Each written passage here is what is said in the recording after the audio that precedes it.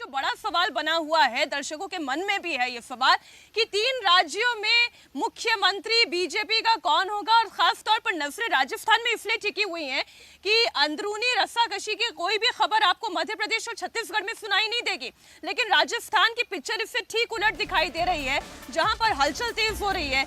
मुख्यमंत्री कौन होगा, इसे लेकर एक बड़ी खबर और आ रही है। सूत्रों के हवाले से खबर है, सीएम पद की रेस में सबसे आगे मोदी सरकार के मंत्री अश्विनी वैष्णव हैं। बीजेपी हाई कमान को ये पसंद है।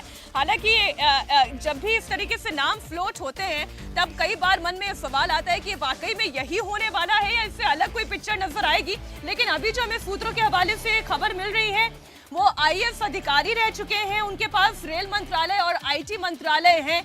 काबिलियत की कोई कमी नहीं है, ब्यूरोक्रेट रहे हैं, इसलिए कामकाज का तरीका वो जानते हैं, डिलीवरी कैसे दी जानी चाहिए वो ये समझते हैं। और बड़ी बात ये है कि अश्विनी वैष्णव की अगर पर्सनालिटी की बात की जाए, उनकी छवि की बात की जाए, बड़ी साफ सुथरी छवि के नेता हैं और हाई कमान के भी करीबी हैं, प्रधानमंत्री मोदी को भी पसंद हैं। अब अगर पसंद नहीं होते तो मिनिस्टर बनाए नहीं जाते, ये बात तो तय है। पसंद थे तभी मिनिस्टर बनाए गए देवेंद्र, लेकिन मुख्यमंत्री के तौर पर उनके नाम का आगे होना, ये कितनी पॉसिबिलिटी है कि ये नाम फाइनल हो? देखिए, आगे पीछे की बात मीनाक्षी, हम लोग बार बार इस बात को कहते हैं कि समझा जा सकता है कि वो सिर्फ एक अंदाज़ा, एक अटकलबाजी और एक लाइकली कंडीशन में आप बात करते हो। तो उस कंडीशन की अगर बात करें तो अश्विनी वैष्णव के पूरे प्रोफाइल में आपको एक भी कमी नज़र नहीं आएगी।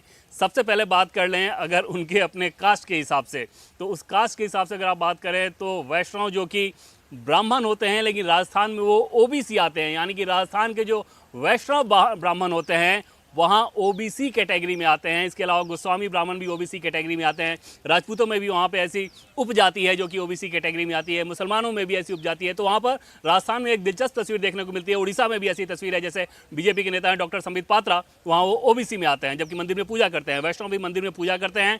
आबादी इनकी बहुत कम है, लेकिन कास्ट की बात मैं इस लिहाज से कह रहा हूँ कि राजस्थान एक कास्ट न्यूट्रल फेस अगर जाए वहाँ पे, तो वहाँ पर बीजेपी के लिए ज़्यादा मुफीद इस रूप में होगा कि कास्ट में रिएक्शन नहीं होगा। अगर आप राजपूत बिरादरी किसी व्यक्ति को बनाते हैं तो जाटों के अंदर बहुत बड़ा रिएक्शन होगा, दलित को बनाते हैं तो जाट और राजपूत दोनों के अंदर रिएक्शन हो सकता है। तो ऐसे संघर्ष के इक्वेशन वाले कंडीशन में समझा जा सकता है कि बीजेपी के लिए कास्ट न्यूट्रल फेस कितना इंपॉर्टेंट है। दूसरी चीज़ कि बेहद भरोसेमंद है पीएम मोदी और अमित शाह के 2014 के चुनाव में भी पर्दे के पीछे से ये सक्रिय रहे थे।